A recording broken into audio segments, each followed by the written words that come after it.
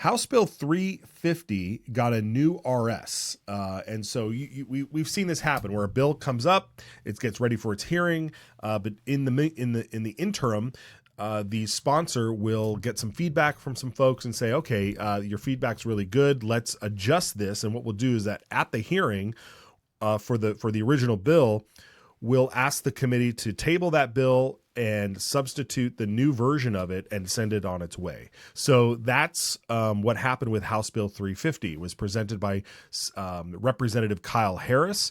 This bill simply said that the state will make sure that the money that the legislator allocates for education, that it goes to the proper, that it's being used for the proper designation. We saw that presentation before. We'll show you the clip here. Representative Clow asking Kyle Harris to differentiate between the new RS and the older bill, and then we'll move forward with that. Let's listen in. I'm not sure if I'm getting ahead of myself on this one because we're having a hearing on House Bill 350, and I know he recommended that we hold that and that we introduce the RS. I'd like to find out what the difference between the RS and sure, the certainly. bill is. Yeah, please, if you would, Representative. Yeah, thank you, Mr. Chair. Representative Clow.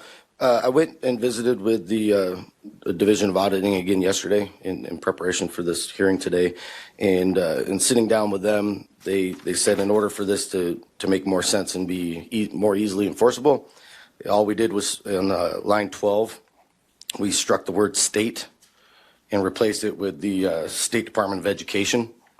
That way it kind of zeroes in the responsibility on who's going to be in charge of making sure these funds are being allocated properly. Because as you know, when we allocate funds as a state, it's kind of hard to dictate who's doing what. This basically puts the onus on the State Department of Education to be responsible for how these funds are being allocated properly or misused. All right, boom, easy enough, right? Folks, the reason why these bills are so important is because this is our tax dollars, right? Like if they pass legislation and it tells the school, oh, do we have that clip, producer? Do we have I'll give you a minute to load that clip, the $30 million. But when we designate money to go towards something, it needs to go towards that. And if it's not going towards that, it needs to come back. And the reason why this is such a big deal is because our producers are so awesome. We have this clip. This happened last year during a hearing. Watch this. Madam Chair, Mr. Tatro, two questions. First is the follow-up on what Representative McCann was asking. And I want to understand that $330 million, you said it went to teachers. That's where it was supposed to go. It went to where the legislation said it was supposed to go. Is that correct? Mr. Tatro. Madam Chair, Representative Price, the legislation just says education. JFAC, rather than put 20 million here and 20 million there and have to track where it is, JFAC put it in the largest, at the time, the largest appropriation bill. But when all said and done, there's currently 7 bills. They still all get loaded into the system as public school support. So to find where that 330 is, that was what I was answering, is it's in the teacher's bill technically. But to argue, is it in teachers, is it in operations? Once everything gets transferred, it's everywhere. There is no way to track those specific dollars on the expenditure side. Folks, that is the line of the century. Once it goes in, it's everywhere. I said 30 million, $330 million. It's everywhere. I mean, that is like, you could make bumper stickers. You could make t-shirts. That is incredible. Once it goes in, it's everywhere. And so that is why you've got Representative Kyle Harris here talking about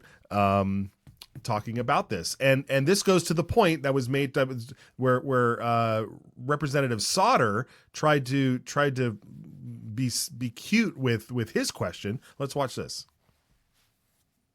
Our school districts in District 1, the public asked for some significant audits to be done on their books for a few years.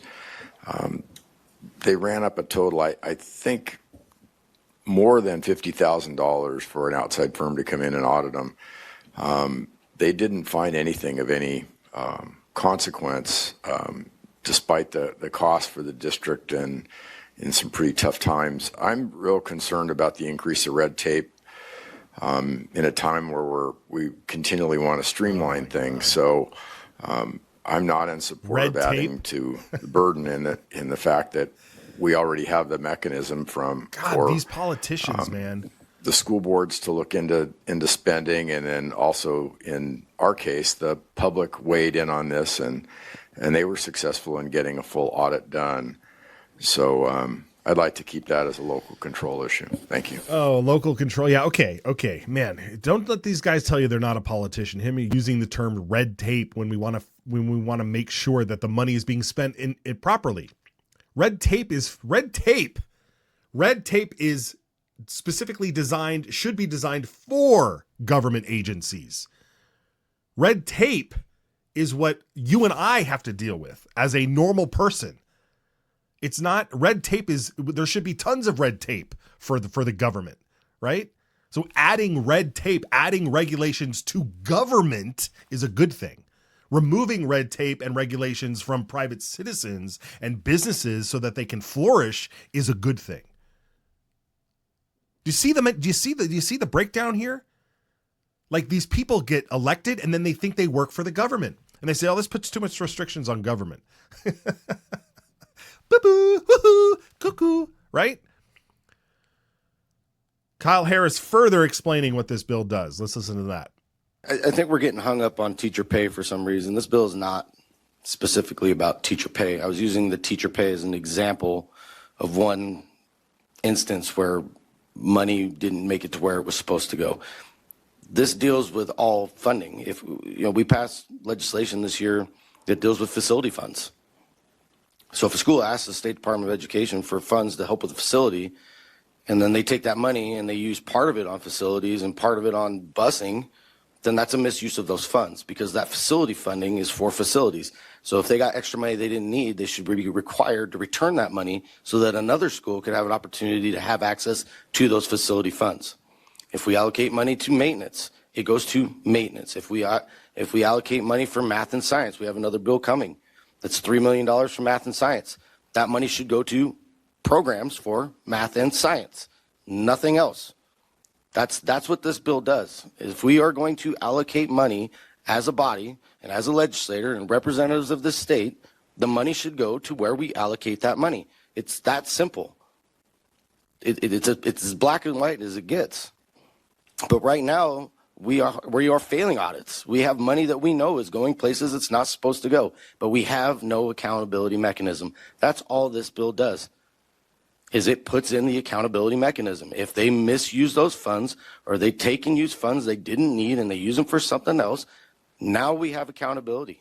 That's all this is about. It's not about teacher pay. It's about money that's appropriated for specific things. That's it. That's it. That's it. Simple as pie. That's it. Representative Dale Hawkins came in here with a nice assist, bat and cleanup. Let's watch this. Mr. Chairman, to speak in favor of what we have on the motion here. I've been in this committee now for 3 years, and I've listened to story after story of the need for more funding, and then funding not making it to the places that the public thinks the money's going to. When the gentleman on the second floor stands up at the State of the State address and tells the people of Idaho that he's seeing to it that all teachers will receive a raise of $6,400, and then we hear how this doesn't occur, the fact is that's what the public believed was going to happen, and it didn't happen. The other thing I've learned in here, and I agree with Representative Clow, that there's a lot of, I don't want to call it wiggle room, but it is very convoluted and confusing the way we do stuff. But I think something like this is going to help us down this road. This isn't asking anybody to create any new auditing system. It's talking about using what we already have and putting some teeth behind it. And I know there's been some testimony against this, saying it's redundant or we don't need it. I always find that a little interesting when something's not going to have any effect, but so many are against. I think this will bring clarity to stuff. Maybe it'll help us clear up some of the confusing areas and get some more orderly performance out of these things. And for those reasons alone, I would be for this motion. Unbelievable. Dale Hawkins, man. What a statesman. What a statesman.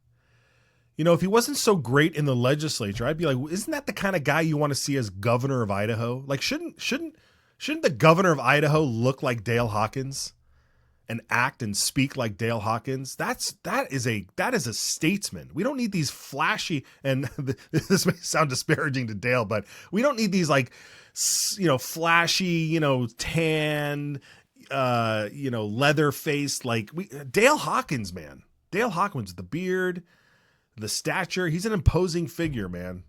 All right, I'm getting off tangent here. But he's exactly right. He's exactly right. This is the bill.